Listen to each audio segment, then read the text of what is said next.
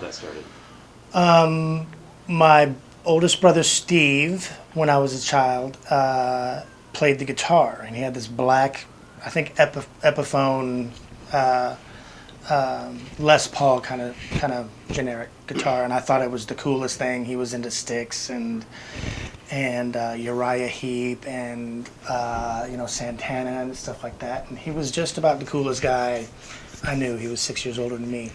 And then my brother Todd started playing snare drum in the symphonic band in grade school, and of course I wanted to be like both my brothers. And what the funny thing was is that there were, say, 2 trumpets, a couple trombones, some other instruments, and then like 14 drummers, and all the snare drummers like stood up straight and lean forward, and just, they were counting like 1, 2, 3, 4, 5, and it was just the coolest thing. And of course I had to be in competition with my brother, so I took up the drums and started taking drum lessons when I was a kid, and eventually just kind of surpassed him, much to his chagrin, and he quit once I got good, and then I just kept going, and then I learned tonality from a 2-octave little keyboard that my grandmother gave me, Grandma Mary Jane, and I would pick out melodies like like Beethoven's Ninth or Beethoven's Fifth, and just kind of do it, one finger at a time, and then learned my triads and stuff like that at a young age, and I was just fascinated by drums. My dad played the trombone when he was in high school, so we had a bunch of Glenn Miller and stuff like that, and old big band stuff, some Buddy Rich big band stuff, if I remember correctly, but mostly Glenn Miller. I'd like to think Buddy Rich, but you never know. But mostly it was my brother Steve, because he was a teenager in the 70s, so all that was happening. I was a big fan of Kiss when I was a kid. We used to do air bands to Kiss. My dad would carve out wood guitars and paint them, and I think he actually made a double neck white Gibson guitar like Alex Lifeson's from Rush, and I used that in the Kiss air band one time. And all the 6th graders, I was in 4th grade at the time, all the 6th graders saved their rolls from lunches the week before and let them get really hard so they could throw them at the 4th graders when we did our air band. So I was doing my air band, full makeup, Kiss guitar, and dodging these hard rolls as we lip synced to Kiss. It was quite something. And who knew that those early experiences would lead you down to a life of craziness? Exactly. Crazy music People life. are still throwing rolls at us. Yeah. When I was in 5th grade, I wanted to be in the band, and I think my first instrument was actually viola, and that didn't work. It felt like I was trying to play a cat. Interesting. And then I moved to trumpet for a couple of weeks, but I really wanted to play the drums. And they finally let Mrs. Sheen, my band teacher, finally let me play the drums when I was in 6th grade. There wasn't a drum kit, there was no bass drum. Someone else played the bass drum over here. But I set up a snare and like 2 rototoms. And the first song that I did, that I had a fill or like a small solo in, was Funky Monkey Blues. And it was an 8-bar phrase, and I filled the last bar. And it was like, and the crowd went, and I was like, sold. That's it. Sold. That's it. And just the anticipation, and then the delivery, and then the bam. It was on. It was on from there. And then when I was in 8th grade, I had a drum solo that I actually have on videotape. It's hilarious. And it's just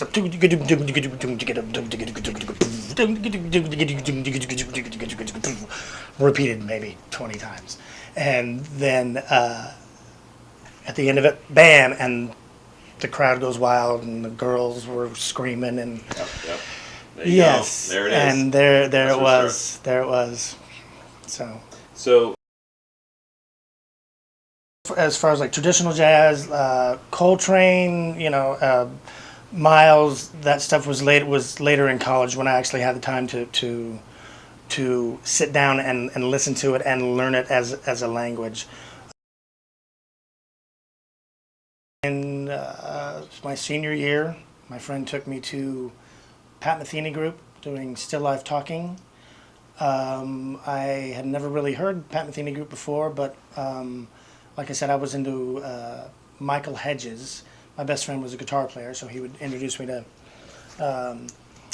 different guitar players and stuff, Al Di Meola, John McLaughlin, and stuff like that. He actually introduced me to Chick Corea for the first time, which Chick Corea Electric Band blew me away.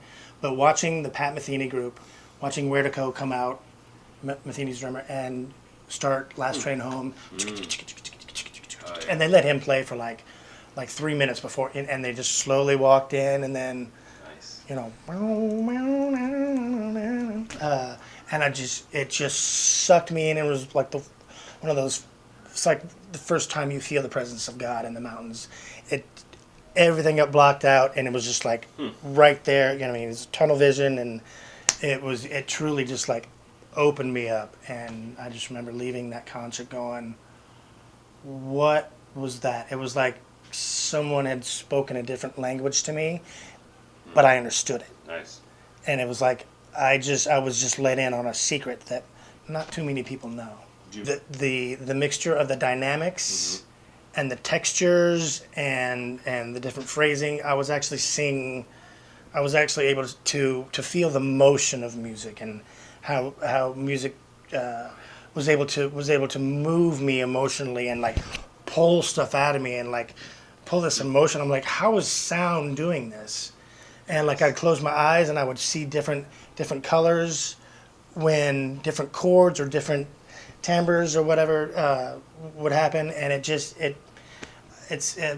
kind of combined my senses and really changed me musically forever. I'll never forget that concert. So over the years, as a drummer, I've approached different genres and different situations, each very differently.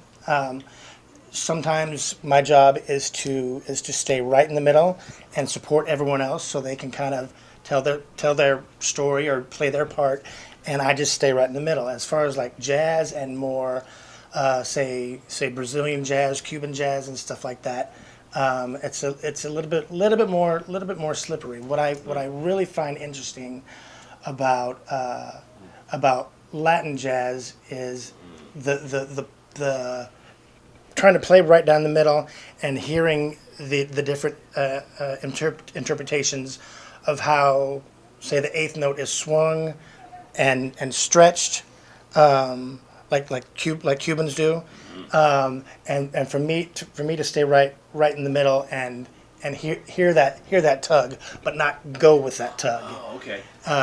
That took me a while because a lot of times when I was learning jazz, a motif would happen and I would jump on that motif and people would stop and say, just because I do that motif doesn't mean that you have to echo it.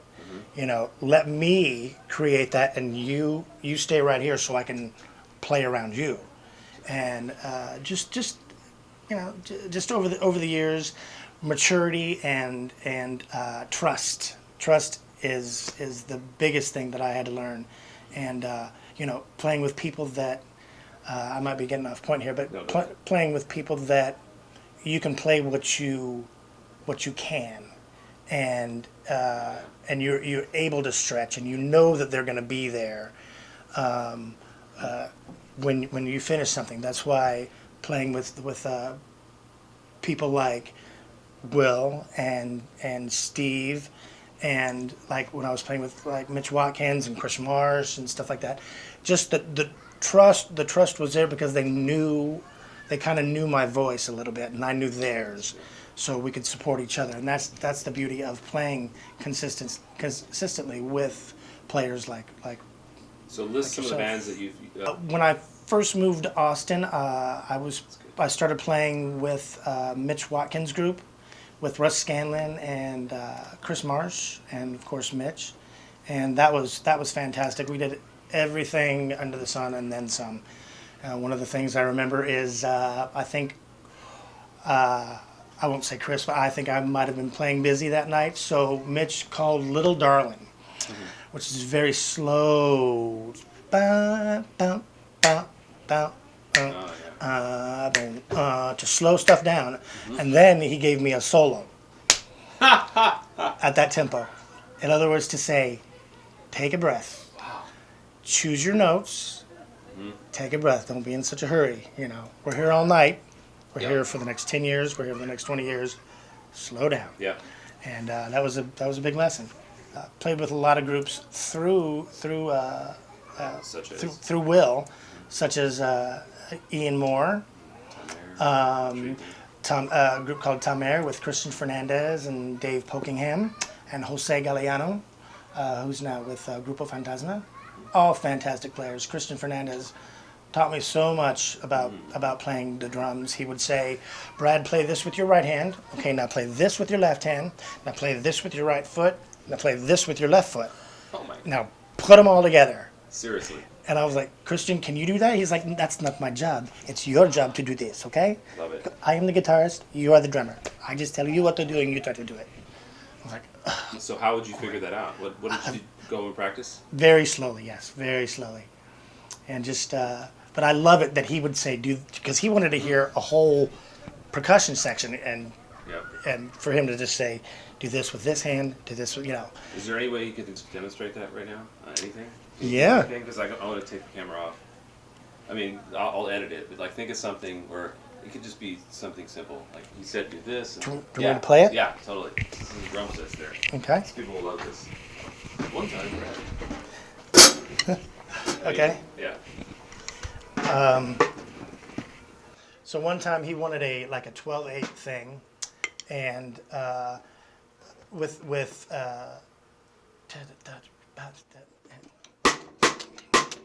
so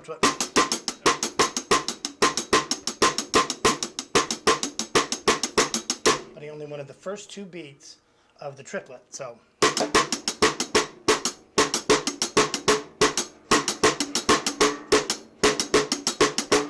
the quarter note is.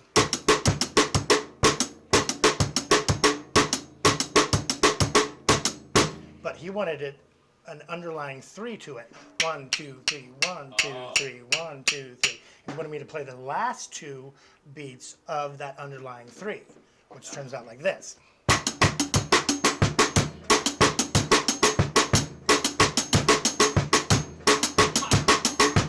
Then he wanted the quarter note on the cowbell. Okay, so it's like this.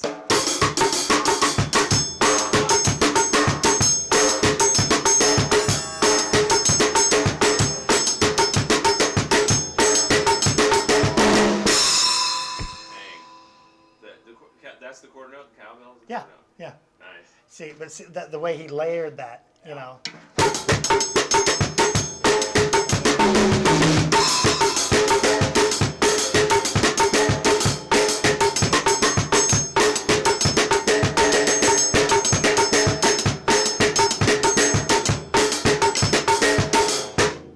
on that kind of groove, are you?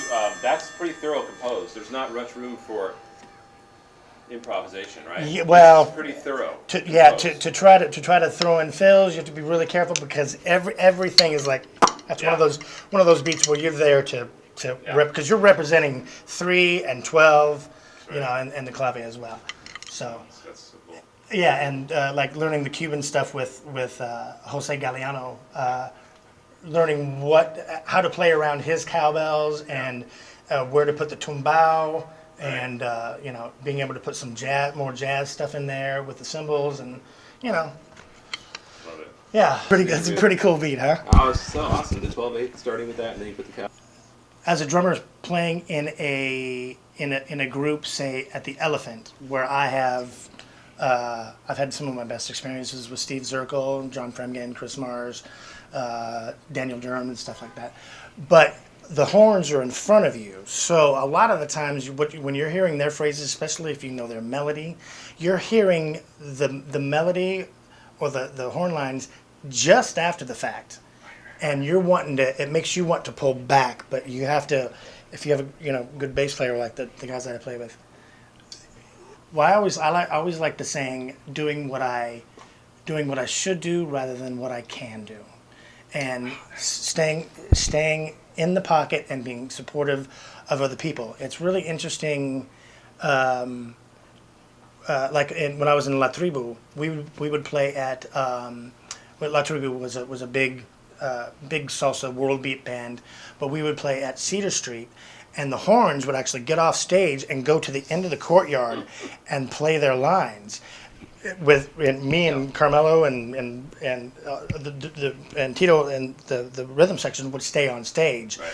and then the horn players would play their lines from across the courtyard, and it was so hard because you want to go with what you hear, but you have to stay. We'd have to stay, obviously in the pocket, and then they'd come back and just to feel the time lock back in as they got closer. But it was very, very interesting to. And you'd probably have to stay to your guns, right? Because Definitely. They need to be listening to you. Yeah. That's the thing. I would so think. Right? we're delayed and Yep. they're delayed, but it was interesting to see as they came back together, Yep. the groove just kind of locked back in. Very interesting. What was it? One of the first things that when I really started feeling jazz was just the dexterity that it took to play jazz. The touch. I don't get that in any other kind of music. Again, the dexterity and the touch really helped all aspects of every other kind of music that I played. Very linear musics like Brazilian music and stuff. Doing those subdivisions and being able to concentrate on just this hand at a certain volume, this hand at a different volume, just the concentration and I guess what I'm trying to say is losing myself in that through the concentration, but the interaction and the bouncing off of each other in jazz is just fantastic, and the dynamics that come with it, being able to play fast or slow at a low volume is an art that not too many people get, and it's like I said earlier, when I felt that I was getting good at jazz, it felt like I was learning a language that not too many people were able to speak, or like I had a secret that not too many people knew about. So I really try to keep up on subdivisions. The 6 types of subdivisions of jazz are just fascinating, and like I said, it's just helped every other aspect of my music. So in that respect, what makes, in your mind, a really juicy collaboration? What, like, when you find yourself in this juiciest of collaboration, I say juicy, it's like you look around and you're just it's so rich that it's just, oh my God, it's so powerful.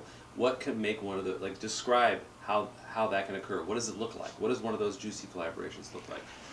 Great. When I know that I'm watching something happen magically, or something that touches me, I know first of all that it's organic, and that it's only going to happen at that point, right then and never again. And of the players in the group, no one is necessarily taking charge. It's everyone expressing their voice at the same time, staying within the parameters of a song if needed, but everyone being creative and bouncing off of and around each other, and trusting each other. Trust is huge, and just the whole creative process, and having big ears, and dynamics able to just go from here to here, and everyone just being sympathetic and copacetic to each other. Have you found this to be true? This is what, now that I've been studying meditation, and the kind of meditation I'm studying is the whole idea of letting things happen. Okay, Mm-hmm. you can't if you try to make things happen in meditation, then you actually create tension.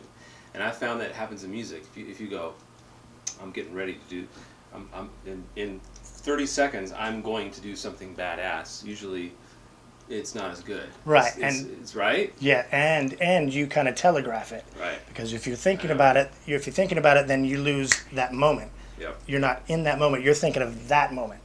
I was playing with Eric Avenger one time, and Steve, bless his heart, it was coming up on the end, and he was sort of telegraphing the end, and Eric stopped the rehearsal and says, "Don't lead me, don't lead me." You know, I wasn't ready to go there yet. You know, we were still cooking that. Yeah. You know, it wasn't ready to be served yet. So don't lead me, let it happen. And I just it was one of the first times I heard that. But yeah, letting stuff happen organically is big for me in instrumental music and stuff like that. Talk about your early days playing with these musicians: Elias, Zirkle, Will, Chris Marsh. You know, Will Taylor Group. You know, what some memories playing with Will. So now we're gonna get to specifics. You know, let's go back to like the Caucus Club. Like, do you remember the first gigs that we had together? And then just go from there. You know, I'll help you if I need to jump in. I remember one of the first regular things that I had with Will was me and Will and Steve and Glenn Rexash, and we were playing at the Caucus Club. I think it was every Tuesday night, if I remember correctly. And we were doing some of Will's stuff, some of Glenn's stuff, and we were all into Pat Metheny and such. And I just remember some of the most magical experiences playing at this club on the corner. We weren't really, we were there for us, and some lady asked one time after watching us play, asked Steve and I if we were brothers, because we were so connected, and we were both letting the music touch us, and it's just odd to have musical experiences like I had with Will and Steve and Glenn, in a corner bar playing stuff. Downtown Austin. Yeah, playing stuff off the Still Life Talking, Pat Metheny and Will's original stuff, and getting that feeling you get, like when something like moves you and you get that little thing up the back of your back, like, oh, this is it. This is why I do this. And I've had just a few really heavy music experiences like that. Do you remember how I used to start bringing guests in? Each week I'd have a different guest. Mm-hmm. Do you remember any? Yeah, Susie Stern. All right. Susie Stern, I remember, was fantastic, and Tony Price. Tony Price. And Champ Hood. Do you remember? He was there. It was actually Tony Price. There was a bunch of jazzers. And what was that guy's name? And Trish Murphy. Yeah. Trish Murphy. That was more when we started getting into the songwriters, and right. But as far as strings attached goes, Ruthie Foster was fantastic. AJ Croce was fantastic. Shawn Colvin. Eliza Gilkyson was a blessing. She's a blessing to anyone she comes around. So what do you remember about? Okay, we went from the Caucus Club, so you could say that we started off at the Caucus Club. We ended up starting to play with singer-songwriters. Can you go through like a little bit of how it evolved into now you're at St. David's Church playing for 300, 400, 500 people? Right. And do you remember some of that? Well, yeah. I remember playing the Caucus Club, doing more instrumental jazz stuff, and we'd have singers like Susie Stern and who's the lady? Sarah Hickman? Yeah. But our transition from the Caucus Club, from more instrumental, more of a jazz approach, to the singer-songwriter thing was very gradual and very natural. Started out with people like Sarah Hickman, and Guy Forsyth, and Patrice Pike, and then it moved into like Slade Cleaves, and then AJ Croce, which was nice. And then Ruthie Foster, I remember. Shawn Colvin, of course. And people like Wendy Colonna and James McMurtry. That's right. And Which Chris did that one. yeah, and then Jimmy LaFave. Yeah. And then we started doing these concerts based upon different groups. And I think one of the first ones that you did that I wasn't involved with was maybe the Beatles, I believe. And then Will and I were up in Dallas doing a concert with Sarah Hickman, and we were driving back the next day, and I said we should do a Led Zeppelin show because Led Zeppelin has had this album. Jimmy Page and Robert Plant put out an album with a full string section and Middle Eastern percussion and all kinds of stuff. It's called No Quarter, and I approached Will about it on the way back from Dallas, and he said, "Well, Brad, to tell you the truth, I haven't listened to a lot of Led Zeppelin, and I mean, as a drummer, I was kind of like, really?" Yeah. And Will kind of took up the idea. He was like, "Oh yeah, I'll check it out." And I said, "All right, well, listen to Led Zeppelin 3, listen to No Quarter with the strings and stuff." And he said, "Yeah, I'll check it out." And then I think a week later he called me and said, he was like, "Wow, I had no idea that Led Zeppelin was like this and this diverse, or was that diverse." And I just remember Will saying there's so much potential in doing a Led Zeppelin concert with strings, and we could bring in Muhammad Fairouzi and John Pointer and all these strong voices, and Wendy Colonna, Jason McKenzie, and yeah. Wait, so describe that. No, Pat wasn't on the show, the first show, was he? It was just you and Jason. Yeah, it was just Jason and I on the first show. We ended up doing. Describe the show just real quick, like 30 seconds. First of all, that's the Led Zeppelin show that we did. The first one was something that I'll never forget. I dedicated it to my brother who had passed away back in '99, because he introduced me to Led Zeppelin when I was in I think freshman year in high school. He brought in the song Custard Pie, and I'd been sitting there transcribing like Rush tunes and having a great time, but then he took Rush off and put on Custard Pie, and the groove to Custard Pie was just so deep and so funky, and that got me on the road to Led Zeppelin. So when we did the Led Zeppelin concert, just being able to play the stuff that truly molded me as a drummer, the grace notes, just the fat bass drum, and just that pocket that Bonham and the group Led Zeppelin just had together was unbelievable. But bringing in the string section and doing these extended jams with like Jason McKenzie doing tabla, Muhammad Fairouzi doing his thing, it was amazing. John Pointer did a fantastic job, and the energy was like it was with my closest friends. And it was so creative and so powerful, and again so organic, and it came out so good. Nothing. I mean, that's what it was all about. It was in a church sanctuary. It was in St. David's Church, and I don't think they had ever really seen anything like that. But the audience was packed.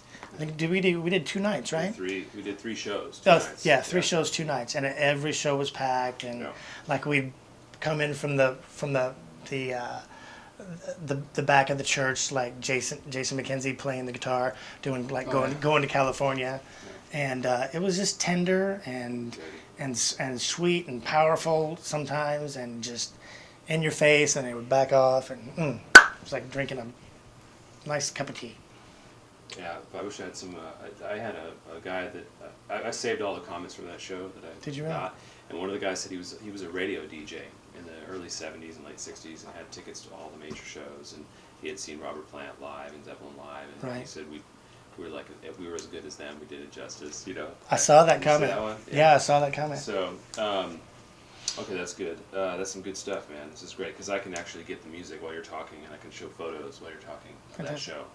That would be awesome. I got some great photos from that show. So, Oh, man, yeah, we kind of went forward real fast, but talk about. Is there anything else you want to add? I think we've got a lot. Yeah. I've got a lot. Do you want to chew on that and think Yeah, about it? I'm thinking about. I think that's good because you've told it's gonna people are gonna get to know you a lot more just through that video. So when they come to a show, they'll be like, oh, I think I know that drummer. You know, Cool. That's the idea. It's like I'm creating like a television channel for strings attached. Cool. You know? And then why don't we do? I got you playing drums. That's good. That's good. Since you got the drums there, why don't you play some brushes? You have some brushes? Let me just get some B-roll of you playing brushes. And then I can like, yeah, but I need that to get the sound. Okay. Actually, You want me to talk about how I thought it was so cool how Where to Go did the sure. double time? Yeah, if you want to demonstrate it, sure. Perfect.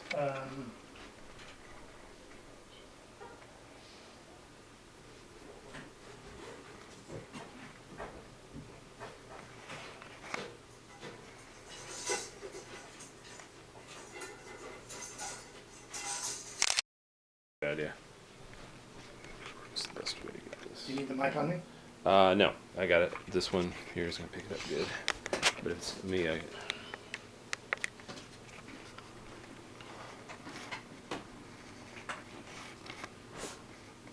So yeah. The Paul Vertigo thing. What I was really intrigued about, what really intrigued me, I should say, about Paul Vertigo is his double time stuff on his ride cymbal, and just the dexterity that he showed on it'd be a quick samba, but he would just play it pretty straight and be able to play around it, and like.